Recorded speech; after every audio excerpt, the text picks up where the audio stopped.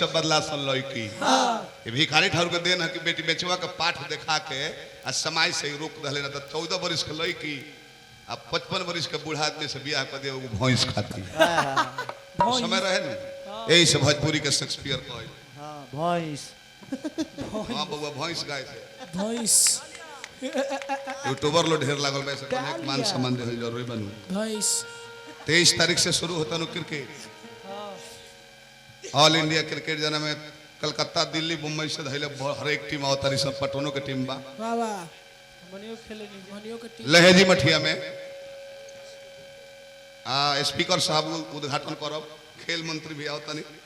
भोला दानी बनौले रही जय हो 4 तारीख के बजा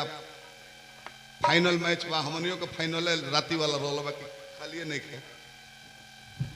खाली नहीं हां वो दीवानी जाओ जब लोग कुछ होटल वाला में भैंस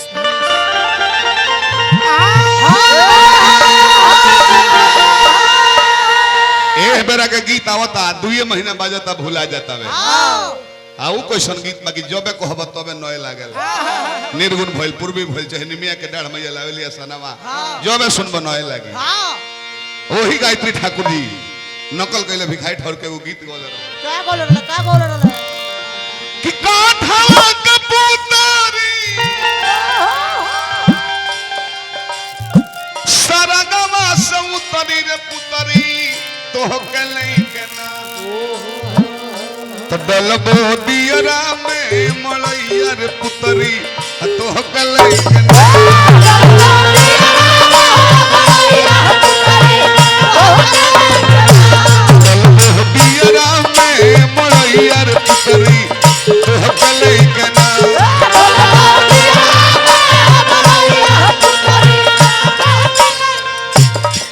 यह धुन हकाय के लिखल बा और देवता चित्त में धरई हनुमत से सुख रही नासे रो हरे सपीरा जगत के अंदर हनुमत बीरा राम रसायन तुम्हारे पासा सदा रहो रघुपति के दासा सुमरी पवन सुत पावन नाम अपने बस करी राखे ई होली खल बाकी अदलु बल धामम हेम सलाब हम दनुजन किसानम ज्ञानी नाम अग्रगणम सकल गुण निधानम बाणाधीशम रघुपति प्रिय भक्तम बात्यातम नमामि जकरा में हतना क्वालिटी भरल राम जी महावीर ना कहिले रघुवंशी कहिले कृष्ण जी महावीर ना कहिले बाली के सोझा ब्रह्मा विष्णु शंकर के जाए के औकात ना रहे रामो जी लुका के मरले कैसे ओकरा वरदान रहे सामने जे बता राधा बोल घींच ली ओकर बोल अधिका होई तरह के प्रास्त क दी बालियो महावीर ना कहिले बाकी हनुमान जी महावीर कहे धन है हनुमान जी तहार लिहल हरि जी के मन के फिकीर महावीर आवहो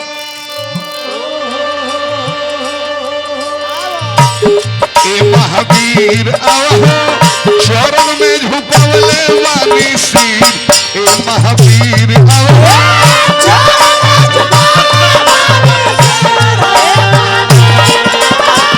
चरण में झुकवले वाली सिर ए महावीर आवहो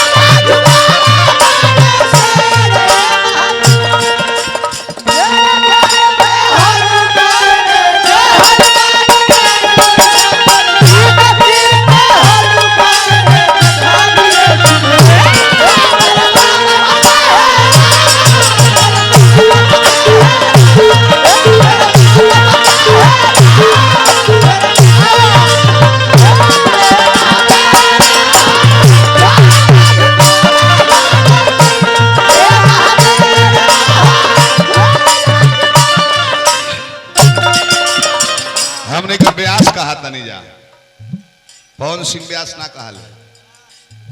गायक हल खेसारी पवन सिंह कल्लू किलो सिंगर गोलू राजा एक्टर हलो हमने के गायक का व्यास पदवी एगो लागल बवे 15,000 में सुखनंदन यादव जी हैं जा चाहे 20,000 में आई हैं तो महाभारत शिरोमणि कहा करे हां केहू शिरोमणि नहीं खनु कहा महाभारत का रामायण के भले वो लोग 10-11 लाख में गावत लो हमने के गायक के संग व्यासो है जा हमने के भुलाए के नहीं के न तो आवेला पीढ़ी में रामायण रही न जाए गावे आवेला पीढ़ी में जब हमनियों को वहीं गावल जा खाली गीतिए गावल लागल जा आवेला पीढ़ी में रामायण के गायकी रहबे ना कर ना आ होई आइल बा बे नचनिया के चल जा तो आधा लइका लो मुंह झुरवले बा चलो हो सरवा खत्म बा डांस पहले ब्यास लोग देखे जाता लो कि कोई आइल बहुत तूफान जेल बड़े रमा शंकर जदवैल बड़े विजेंद्र बाबा ठेकोइता तार के शर्मा ले तो गोनई जमिया ये घड़ी ब्यास से एक दो आदमी हाल पूछा तब बिचला शीशा में लोग झांकता लेडीज नहीं के चलो बड़ी ठंडी पड़ता हद हो जाता बउआ ऐसे हमने कहीं भुलाए का नहीं थे ऐसे कौन है कि रहाज करते हो को तो दू गो लेल बन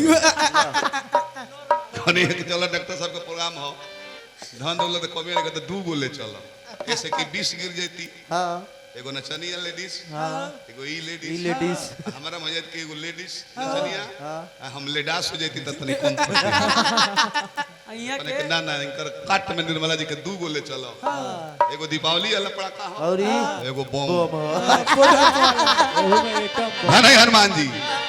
हरि लाल हरि जी का मन का फिक्र कहिया मेघना दो लक्ष्मण के मरल जो ही अश्वपति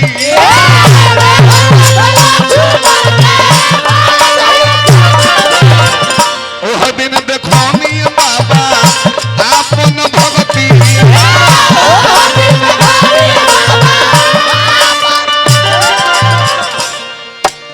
अरे ओरा मुखिया बानी गांव के अपने पंचायत के विकास करतनी बड़ बात नहीं के तो के जीतावल बा वही खातिर विधायक बनी अपना क्षेत्र के विकास करतनी अच्छा बात बा बहुत बड़ बात नहीं के ना ना ना आ एगो वार्ड होके एगो मुखिया होके मुख्यमंत्री के संकट पर कामे आ गइलो त तू मुख्यमंत्री के रेंज में आ गइलो आ उहे काम हनुमान जी कइले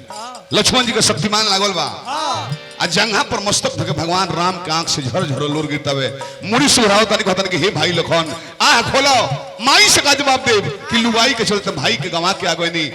तारा गुजर गइला के बाद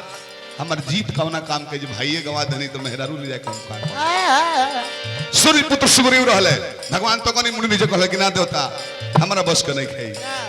ब्रह्मा पुत्र यमन जी मुनि नीचे कहले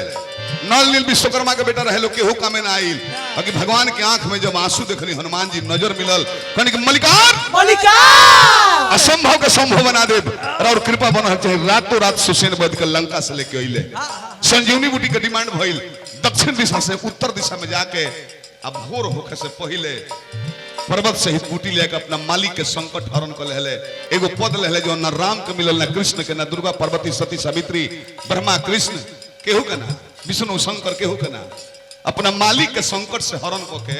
एगो पद लेले संकट मोचन हनुमान कहा भगत होके तो ऐसा न हो ना तो प्रभु जी का हाल रहे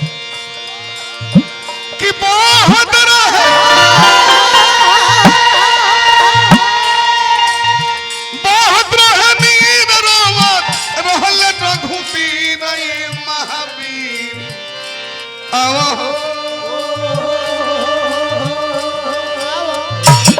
ए महावीर आवो चरण में झुकले मनीषी ए महावीर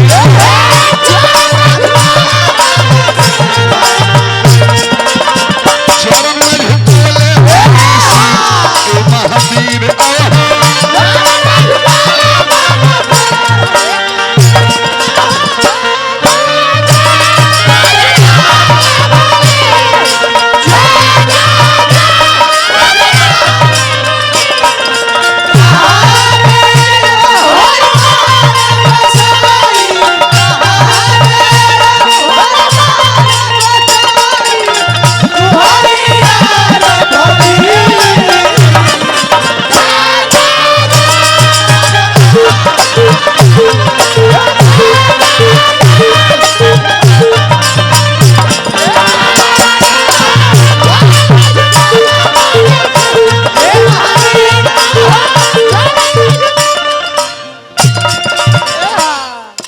हनुमान जी निमनो काम कइला के बाद 5 गो अगेंस्ट पार्टी रहेला कैसे रवा मुखिया जीत जाई ए मुखिया के छोड़ी छोड़ी 8 जाम कराओ त 10 गो आदमी मिल के गांव भर से चंदा उसील के तो बढ़िया काम बनवी तो अब 2-3 गो जो चंदवा ना देले सो 8 जाम बितला के बाद रहो एगो नया गोमछी से पोगरी ना बांध ली तो जन चंदा नहीं गए तौन कही दोसरा से देखो तारा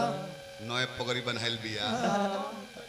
8 जाम करावला में तोनी आमदनी अब की ढेर बचो रहलो आ उ चंदा देले नहीं खे ना हवा कुर्ता पहन ले कही बाप रे बाप सिल्क पर सिल्क किनाए लागल आमदनी नु भाई काम में अगली साल से हम रहम सदस्य में वाह वाह वाह वाह अभी खइले ना ते बबुआ खइले बा कहां से सिटी बनाओ बहुत रहा ठीक बा कौन बात ना जन्नी हनुमानो जी बढ़िया काम कइले भगवान के भाई के जीवित करा दहले मूर्छित अवस्था टूट गई आ तबो दो चार गो बानो आपसे में कहत लोग ना ना ना बोल के माने ही नानू होई ना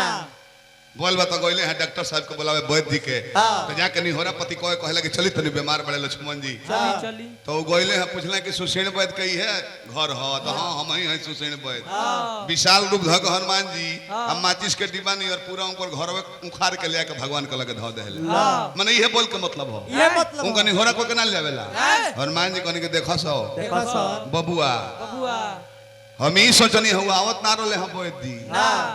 हम ही सोचने हैं कि दुश्मन दल के डॉक्टर बा वो करे मलिकार से लड़ाई लगल बा रावण से अगर लेके आवत नहीं है जब बीमारी बिगड़े लगे आ वो बहाना बनावल कि हमारा आल्हा छूट गइल सिरिंज छूट गइल हौ है सामान छूट गइल बूटी पूछे वाला ओखर छूट गइल तो मारे के पड़ जाई ऐसे कहने के ना ना हॉस्पिटल में टांग ले चलो जन भुलाइल हो तने ही में होई अपन अच्छा चलो ई तो ठीक भइल बा अरे मोवा खाली करे बेते अभी नहीं खो नहीं द्वार के इज्जत गुने को तार माइक बेस कर लाइक बा तब हनुमान जी कहनी अच्छा ये ठीक कइल हो अब कइल एगो बूटी ले आवे पहाड़वे उठा ले लो काहे काहे कहले कैसे गइल बानी कैसे आइल बानी हम जानता नहीं जात में एगो के मरले बानी आ लौटानी में एक जना हमरे के मार दरले हम गिर गरनी ला के हो के हो तो हम जात में काल में के मरुए लौटानी में भरत एगो बाण मार देहुन बाण मरुअन पहाड़ ले ले नीचे गिर गई अच्छा तबो आवत में तीव्र गति से गइल बा तबो भोरहरिया के बेरा नहीं दिखा गइल बा आ शुरू जुग ये तो बूटी काम करित ना ना तो ई सोचनी हां सकल गुण निधानम लिखल बनू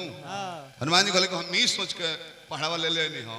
कि एगो दवाई ले कहती संजीवनी बूटी अब बहुत जीवा बहाना मारे लगी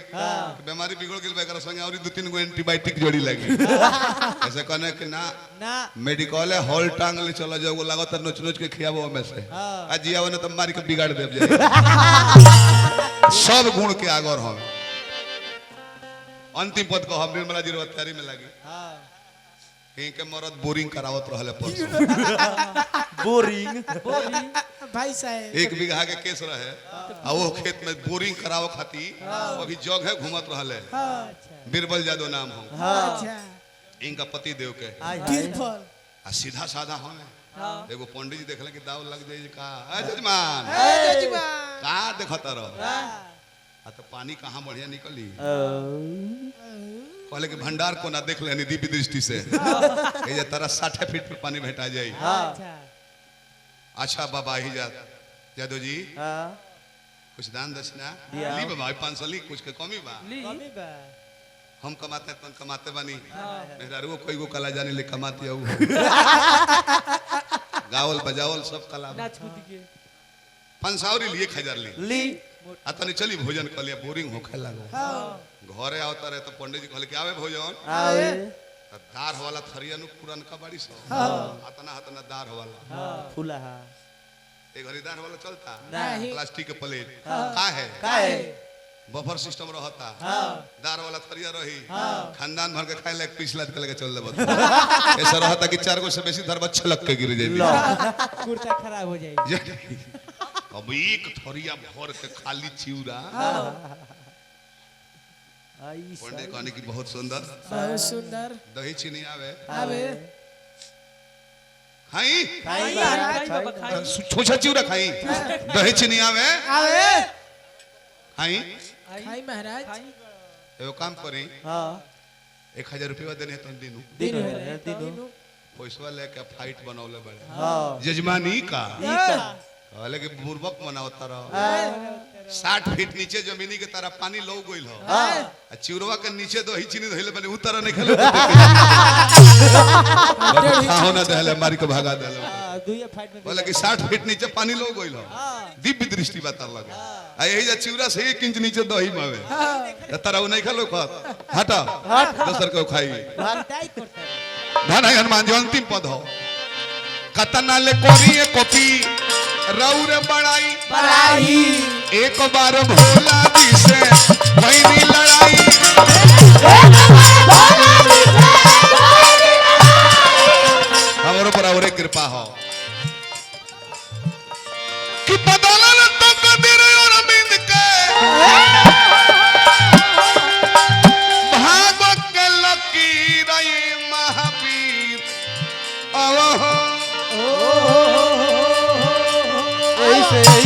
ए महावीर अवहो चरण में झुकले बानी सी ए महावीर अवहो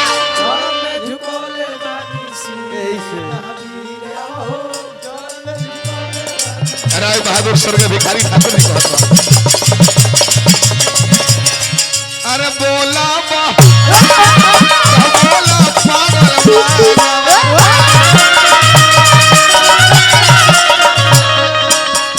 ए घड़ी सबसे बाउर के बा ए घड़ी निर्मला जी सबसे बाउर के बजान तनी क्रिमिनल गुंडा मर्डरी सबसे बाउर उ बा जे कोनो सार संहतिया के पैसा दे देता ओकरा बाद मांगता कोनो सार होके बिगड़ले ए घड़ी तो उ सारे कर्जा खोर भइल बड़े सो कि पैसा लेके ओकनी के मोने नहीं के परत कि हमरो कहे चाहे कि तनी लौटा लिया कर्जा हितई दूरे के होके संग हो तो कर्जा दे 10 थवा भैया आ तो ओकरा बाद मांग हो तो है कि ओकरा से तू कर्जा मांगत रहो 4 बेर करबत एक बेर उठाई तनी डिस्टर्ब बनी बाद में फोन करो पहले ब्लैक लिस्ट में डाल दियो तू कोहरत रहो अपने कमाइल पैसा दे के सबसे बाउरू है भाई गरीब फेसबुक पर एगो रोवत रहो लाइव आके कि कोई मर जाए तो भी कर्जा मित्रता में मत देना दोस्ती भी गाय माल भी गाय ये लो सिखा देता है अरे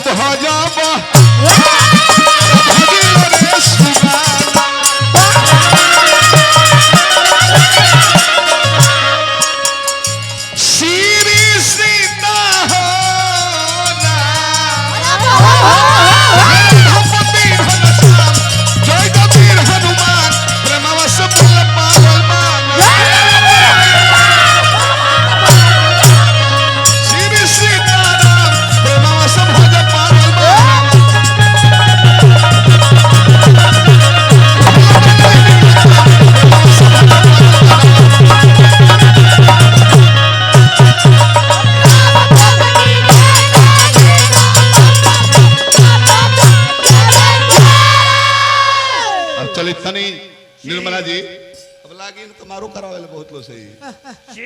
कान चबा दी है सुदर्शना से मोट करा दे हमरा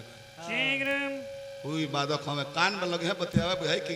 एक संग का पढ़ा लिखल हलो एक संग के